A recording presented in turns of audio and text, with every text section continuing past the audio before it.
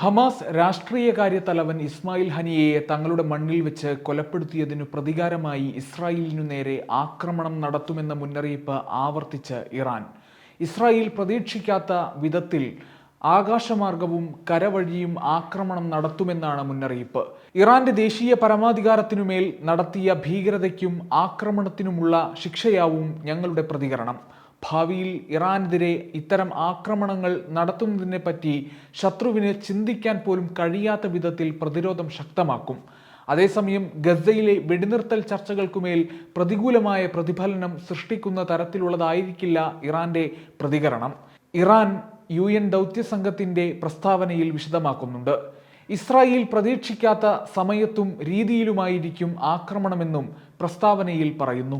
അവരുടെ കണ്ണുകൾ ആകാശത്തോ റഡാർ സ്ക്രീനിലോ ആയിരിക്കുമ്പോൾ അവർ ഭൂമിയിലിരുന്ന് അമ്പരക്കും. ചിലപ്പോൾ രണ്ടു രീതിയിലും ആക്രമണമുണ്ടാവാം. ഇറാൻ പ്രസിഡന്റ് മസൂദ് പെസഷ്കിയാന്റെ സ്ഥാനാരോഹണ ചടങ്ങിൽ സംബന്ധിക്കാനെത്തിയ ഇസ്മായിൽ ഹനിയ ജൂലൈ 31 തെഹ്റാനിൽ വെച്ച് കൊല്ലപ്പെട്ടത്. ഹനിയ താമസിച്ച വീടിനു നേരെയുണ്ടായ ആക്രമണത്തിൽ അദ്ദേഹത്തിന്റെ ഒരു അംഗരക്ഷകനും കൊല്ലപ്പെട്ടു. അമേരിക്കയുടെ ആശീർവാദത്തോടെ ഇസ്രായേലാണ് ആക്രമണം നടത്തിയതെന്ന് ഇറാൻ റവല്യൂഷണറി ഗാർഡ് അപ്പോൾ തന്നെ പ്രതികരിച്ചിരുന്നു. ആക്രമണത്തിന്റെ ഉത്തരവാദിത്തം ഇസ്രായേൽ ഏറ്റെടുക്കുകയോ നിഷേധിക്കുകയോ ചെയ്തിട്ടില്ല.